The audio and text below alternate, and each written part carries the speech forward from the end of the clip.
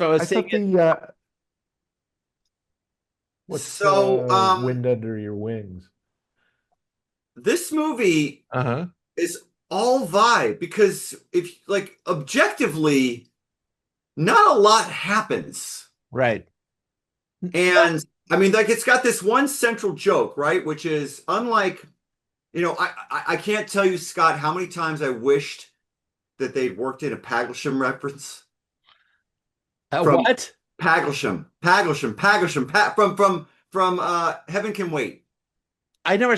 Oh, yeah, you're You right. picked it. I didn't. I don't remember who picked Heaven Somebody Can You Wait. that's That's the that's the town Julie Christie is trying to protect from the developers in right. Heaven Can Wait, remember? Yeah.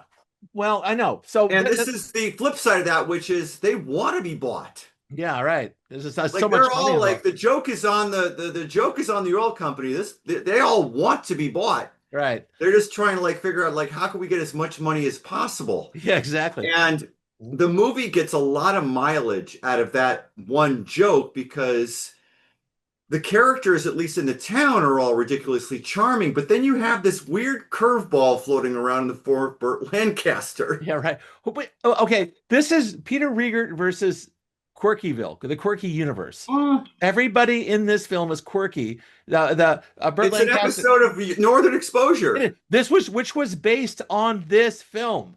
What? Yes, Oh, I had it no was. idea. Yeah, that's where this is where it came from. The whole this is the trope. It was really strong back in the '80s. The quirky little town where everybody has two jobs and Yeah, it's Sandy and Sandy watches all those shows and has seen all of the movies. yeah, right. The So Englishman that went up a hill and came down a mountain, et yeah, yeah, cetera, et cetera, et cetera. it's the same thing. It's basically yeah. It's the guy said Lord of Quirky Town. So he goes there and he's like, and we get to be the normal people who see all these weird people doing strange things all the time. And Right. this has got everything though. It's got like the punk girl. It's got a mermaid. It's got a beachcomber who It's owns got the a entire goddamn. ridiculously young Peter Capaldi. Yes, it does. Very And it young Peter has Wedge Capaldi. Antilles. I know. Yeah, it was. Yes, it has Wedge Antilles. You're right. No, is that Wedge Antilles really?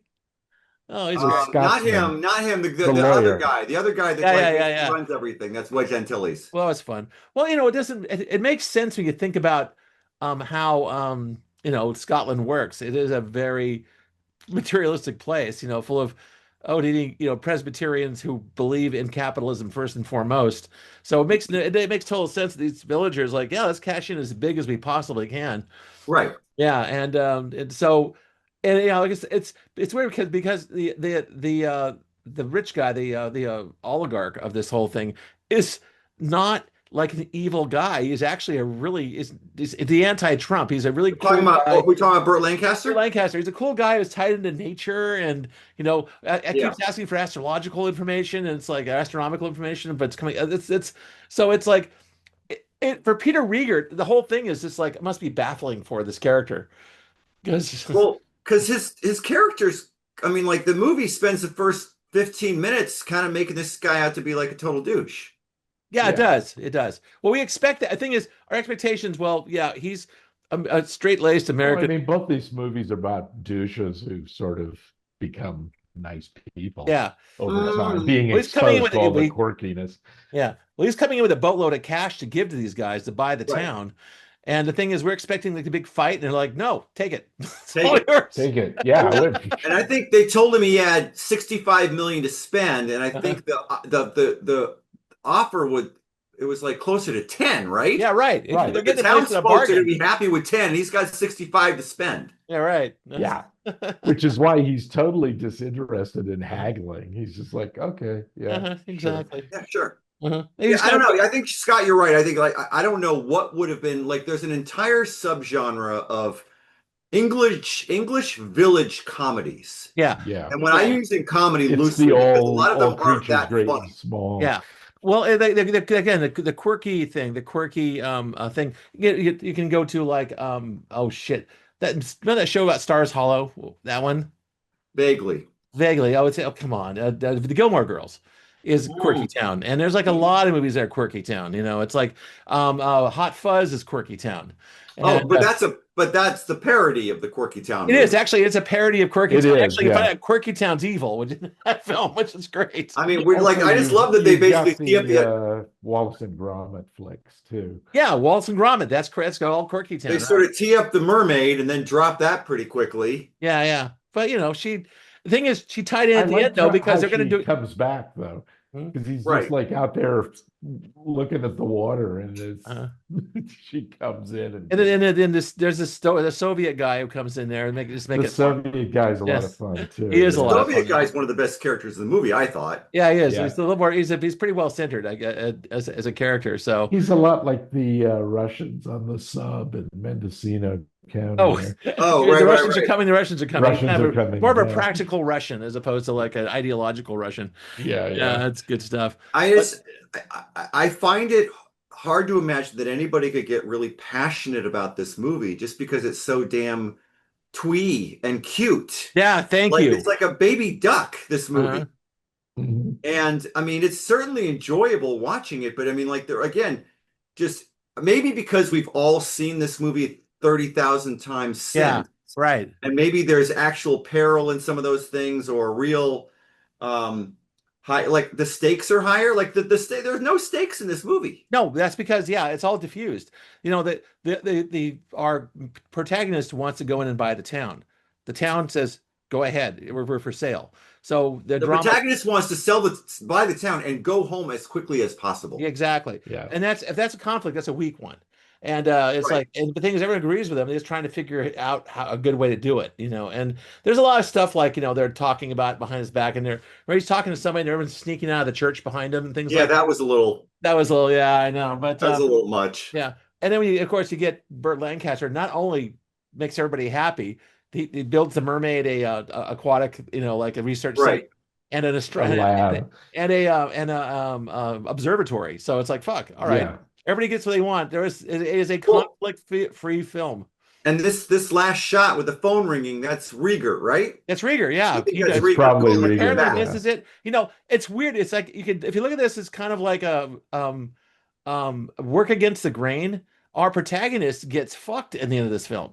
Ends up Kind goes to of. go back to Houston to his ordinary, normal, boring life. Lonely existence. He comes Yeah, his back to a lonely big existence. empty apartment. I know. It's like it's With with a couple of pocketfuls of clams, yeah, shells. with the shells like The that. Oh shells, my yeah. God. So yeah, it is. It is. There's a tragic element to it, unexpectedly tragic. But Well, in as much as I mean, until he gets on the phone, I'm assuming, and calls these guys back and says, "Can I have my old room?" or right, something. I mean, he's at this like, point, he's probably got enough money he could rent that thing out for a couple of years. yeah, right. It's probably called like, tell me anything. What's going on over there? Also, the soundtrack is, I mean, That's I from Mark know Knopfler. at the time it was like I think Dire Straits was sort of they hadn't really hit it with Money for Nothing yet. This is 2 years No. before that, but they were still I think that they were still an arena rock band by that point. But Yeah. I don't find I'm not gonna say the score was annoying. I just didn't find. I mean, it was kind of like the Clapton stuff in "Sexy Beast." Yeah, yeah. It It was was like there. borderline. It would draw attention to itself, but not always in the Yeah. best It way. was slightly above just like some guy on a keyboard. So it was like, Yeah, yeah, enough to get your attention, but not enough to be compelling. yeah, It wasn't, Tangerine Dream. You think about what those guys do in movies. It's like, we're Tangerine Dream. Here we are. yeah, It's like, yeah. it's kind of fun. These guys can put energy into any movie they're a part of. Right. But, like even Miracle Mile we watched a couple weeks ago. It was like they gave it a lot of energy, but these guys, yeah, Knopfler just kind of did Mm-hmm. it kind of tones in this thing. You're right. But it wasn't bad. So we're gonna I mean, wrap this. it's cute. Yeah. This is a very cute twee movie. Mhm. Hadn't seen it in 40 years, and Yeah. all I thought about the whole time was, I guess this was the thing. Like I didn't know about the northern exposure angle, but Oh, it there's a makes a there's a lot of sense. there's a huge list of quirky films about quirky towns full of people who have two jobs and that kind of thing. They're It's part of that entire they're all on the beach in yeah, northern England. exactly. So And you Jim, know, you hadn't seen this since. Like you didn't watch this one again, right? Jim, No, you get a I huge watched. corner here. Yeah, I watched it. You get a triangle. It's like the three of us. It is a triangle, yeah. No, I watched it when it came out, and or it hit video, I think was Hmm. probably it. And I only saw it once, and because I was telling Scott before we started that like when it starts out and you're in Texas, I'm going, no, I seem to remember this what takes place in Scotland. Why are they Right, in Texas? right. Mhm. But they have to have the whole setup or whatever. And Burt Lancaster does good quirky, I think, or Yeah, he good does. like He does. batshit crazy. He does. Because Well, he I wasn't just kept working much at this thinking point, right? back to the swimmer. Yeah, well, he was in what was that movie he was in with Susan Sarandon? Oh, Atlantic Oh, City. Atlantic City. Louis That was Mall, Atlantic 81, I City. think. And Yeah, then so this Field of is right Dreams around the wasn't same Field of time. Dreams wasn't until 89, I think. Is And that he was in one of his Field of last. Dreams? I don't think That's I yeah, he's ever got a saw pretty that. big part in that one. Okay, I just looked it up. I looked up yesterday. Here it is again. The quirky town quote, a trope for live action movies. Oh, Drop Dead Gorgeous, Big Fish, Baghdad Cafe, Local Hero is right there. A Million Ways to Die in the West, Napoleon Dynamite, Oh um, yeah. Princess Diaries, Saving Grace, True Stories. Even The Wicker Man is kind of a quirky town. Well, that's I mean, the Wicker Man is this movie with actual This is menace. a comedy version of Yeah. The Wicker Man. You're Yes. right, it All is. right. This is a There it is. I mean, the Wicker Man, which I try to watch every couple of years, is still genuinely creepy, and It in the is. end, it's extremely fucked up. It's a Yeah. great film. All right. Well, it's I any more. mean, it's hard to hate this thing. I just I guess yeah, I said I can't imagine anybody getting really passionate about it, but I mean, I enjoyed watching it Yeah, again. I hate it. I didn't hate it, but I didn't really love it either. So it was just like it was Yeah, just entertaining. I was just it's entertained by it. a little what do we call these things? Anthropological relics, right? Exactly, exactly. And it's also kind of a relic in terms of a film style of Yes. like a genre kind of thing. So Yes. And none of the ones that I would have considered to be the little village comedies were on that list.